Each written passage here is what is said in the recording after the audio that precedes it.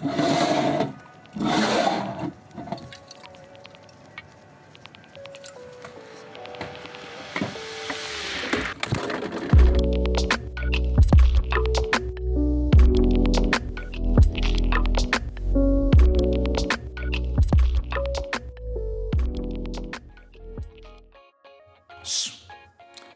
い、皆さんどうもこんにちは、奥里でこんにす。ちは、リコです。はい、今日はですね、ちょっとね動画ではなくて、このね自宅で、ちょっとチルな感じの写真を撮っていきたいなというふうに思います。チルな感じ。そうですで、実を言うとですね、今回の企画なんですけど、チルアウトクリエイティブアワード2020ということでですね、クリエイティブアワードがありまして、そこでね僕審査員をやらせていただくことになりましたので、どんなアワードかっていうと、皆さんのこのチルな時間っていうのを、写真とか動画にね収めていただいて、でそれをハッシュタグとともに SNS に投稿していただくというような、アワードになっております。チルアウトって皆さんねご存知ですか？リラクゼーションドリンクですね。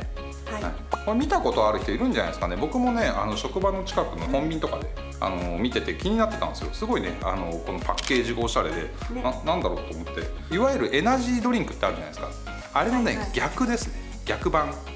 なんかこう飲んでみなぎってくるっていうよりは、すごくこうリラックスできるっていうような、ストレス社会にチルでクリエイティブなライフスタイルを、日本初リラクゼーションドリンクチルアウト。いろいろ今ねコロナとかあって皆さんいろいろストレスを抱えてるんじゃないだろうかっていうところなんですけど、このねチルでクリエイティブなこうライフスタイルっていうのをぜひねこれを飲んで、過ごしていただければと思います。すごいね美味しいです。飲んでみた感じ、ちょっとマスカットみたいな味ですよね。甘くて微炭酸で、美味しいです。僕もじゃあそのテーマに沿って撮っていこうかなということで、この家で、チルな感じの写真を撮っていくんですが、出来上がった、作品っていうのはこちらになります。どうでしょう？どんな感じですかね？おおつって、僕らまだ撮ってないんでどんなになってるか全然わかんないんですけど、この作品を、僕がねどうやって撮ったのか、あとはねどういう編集をしたのかっていうのを今日の動画で、皆さんにねお見せできたらなというふうに、思ってます。じゃあ、早速やっていきましょうか。やってくぞい。はい、じゃあね、まず最初にどこで撮っていこうかなと思った時に、今日はねあそこにね窓があって、今すごい光が差してるんですが、手前にですねこうやってソファーを置いて、この辺で撮っていこうかなというふうに、思います。ここでチル感出てますね。チルな感じでチル感出てますね。出てますか？こんな感じで撮っていこうと思います。そしたら次にね構造を決めていきたいなというふうに思うんですが、できれば家の中でもできるだけこう奥行きがあるところで、構図を取ってあげるのがいいんじゃないかなっていうのも、背景をぼかせたりだとか、前ボケ、どうしてもこう家の中ってボケ感を作るっていうのが難しくなってくるので、やっぱその奥行きが取れるところで撮影するといいんじゃないかなっていうふうに思います。そっちのソファーをね奥側をもうちょっと引いてもらっていい？そっちちょっとそうあそこのね窓のリーディングラインとか、このソファーもリーディングラインになっているので、なるべくその画面の中央にこういろんなねこう線がこう集まってくるような、でそれが集まってくるところにこう被写体があるみたいな視線誘導ができるので、そんな感じでこう家具の配置とかをこう微調整していくっていうのが大事かなと。うまい感じになんか階段がね階段がごまかせる場所を教えて。もうちょっとね右こっちそうね、その辺かな。こんな感じ。こいつも移動させます。次はねちょっとレイアウトを整理していくっていう。今だと、画面のちょっと左側窓のところがね少し寂しいなっていう感じがするので、こいつをあっちに移動させていきます。先生頑張ってください。よしっつって、持ち上げる。落とさないでくださいね。この辺でいいかな。いいんじゃないですかね。じゃあ撮ってきますよ。なんかリラックスしてる感じを出したいので、背もたれの方にもたれちゃっていいや。も持たれちゃいつつ、もうちょっとこっちがいいかな。ポージングというかパターンをお任せするのでいきます。こんな感じでね、だいたいいつも、撮ってます。で出来上がったね写真の取って出しは、こんな感じになります。でこの後、このね写真を、編集する工程を、お見せできればなというふうに思います。じゃあちょっとねその前に、撮っていきます。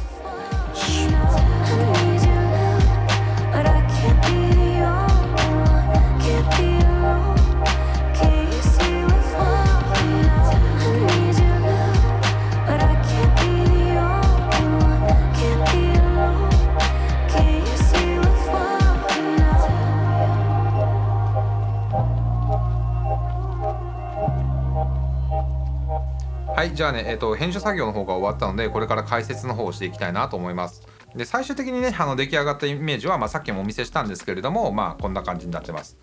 ビフォーアフターを比べてみると結構変わったんじゃないでしょうか。で今回僕が使ったのはこの iPad に入っている Adobe の Lightroom になります。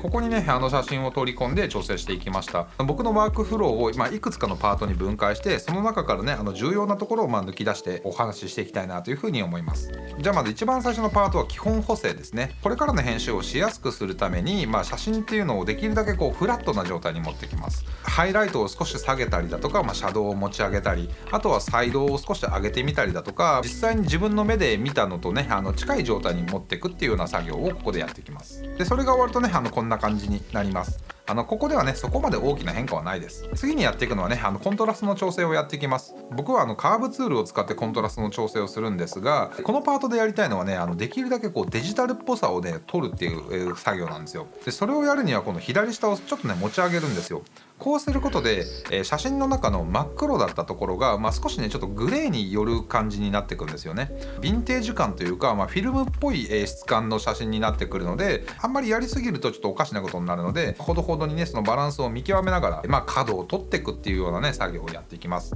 で最終的に調整するとこんな感じになります。はい、どうでしょう。だいぶね丸くなったんじゃないでしょうか。じゃあ次にねやっていく作業はこのビネットを少し足していきます。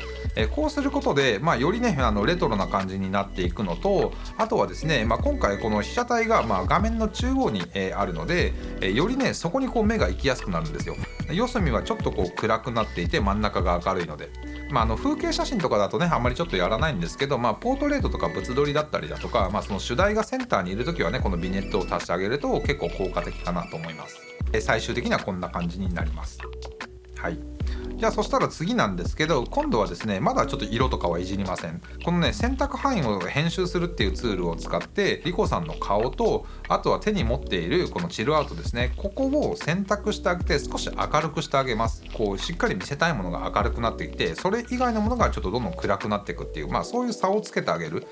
そういうことで、より主題に目が行くようになりますね。本当ねこれちゃんとスタジオとかで撮影をするんであればライティングとか、照明とかを使って、やってあげるってこともできるんですけど、これ自然光だったりとか、外で撮る場合っていうのはなかなかそういうわけにもいかなかったりするので、ちょっと暗くなっちゃってるななんていう時はこうやって、明るくしてあげることによってより主題がはっきりすると思います。でこのステップで、編集した感じはこんな感じになります。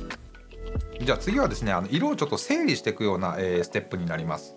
写真をパッと見た時にちょっとこの色がね少しうるさすぎるかなとか、主題の方を引き出させるために他の色を少し抑えていくとか、そういったね調整をしていくような作業になります。ここではリコさんの後ろにね観葉植物があるんですけど、これがねちょっとね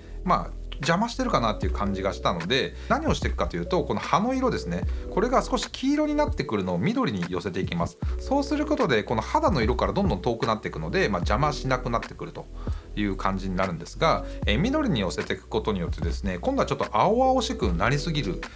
感じがするので、そこを今度サイドを落としてあげますと、出来上がった感じはこんな感じですね。ここは結構ね変化があるんじゃないでしょうか。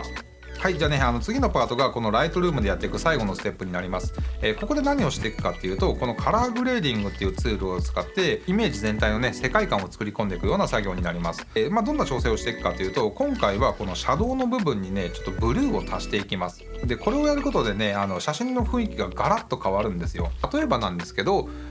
今ここにライトがあるじゃないですか。これはこのライトの色で僕のこのハイライトの部分もこのシャドウの部分とかも同じように照らされてるじゃないですか。同じように照らされてるはずなんですけど、あえてですねこの黒い部分、このシャドウの部分だけあたかも違うライトで照らされてたかのような、効果が得られるんですよ。なので2色のライトで遊んでるようなその組み合わせによって、いろんなね雰囲気を作っていけるんじゃないかなというふうに思ってます。はい、でねこのパートでの調整はこんな感じになりました。で、これでライトルームは終わりです。でね、もうちょっとね遊びが欲しいなというふうに思ったので、一旦このライトルームで出来上がった写真を書き出して別のねアプリを使って最後ちょっとねもう一手間加えていきたいなというふうに思います。でそこで使っていくアプリが、レンズディストーションっていうアプリになります。このアプリはね光を足していけるんですよ。どんな感じかっていうのはね見てもらった方が早いかなと思うので、画面に今出てると思うんですけど、さっきの写真をこれ取り込みました。で取り込んだらですねこうレイヤーを重ねていろんな光を足していきます。で今回ね使っていくのはこのライトボリュームというものになるんですが、これをですね、下からこういろんな光を選んでいくことによって、わかります？背景にある窓からね光がすごい差し込んでるみたいに見えません？でこのアプリもねいろいろとね調整が可能です。1個こう選択してあげたらですね、光の方向とか、あとは光の柔らかさ、あとはこうテクスチャーっていうのも足していけます。テクスチャーっていうのはなんかこう光がバーって強くなったらこうホコリとかがこうホコリなんかキラキラしてる、ホコリが舞ってるみたいな自分の家でねこんなにホコリが舞ってたら嫌かなっていう気はするんですけど、ただね写真とかだとキラキラしててねすごい綺麗なので、ちょっとこういうのも、足したりとかできます。でこのツールを使って、最終的に出来上がった僕のこの完成版というのがこちらになります。だいぶね駆け足にはなっちゃったんですけど、こんな感じで編集してみました。なので今回このチルアウトクリエイティブアワードに応募していただく作品は、ぜひね皆さんのこうクリエイティブなアイディアっていうのを思う存分に発揮していただいた、作品でね応募していただければなというふうに思います。はい、というわけでお疲れ様でございました。お疲れ様でした。いや大変でしたね。もう顔が疲れ切ってますけど、大丈夫ですか？お腹が空きました。いやちょっとね集中しちゃうと時間忘れちゃいますね。ではちょっとこれでほら乾杯しましょうか。はい、はい、じゃあお疲れ様でございました。お疲れ様でした。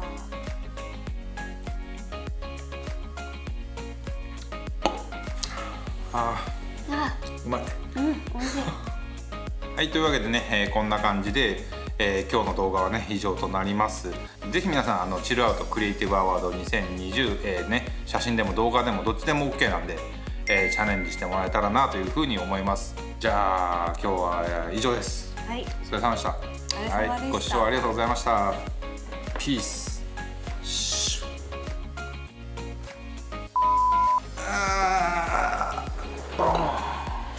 美味しいですね。酒で割りたいね。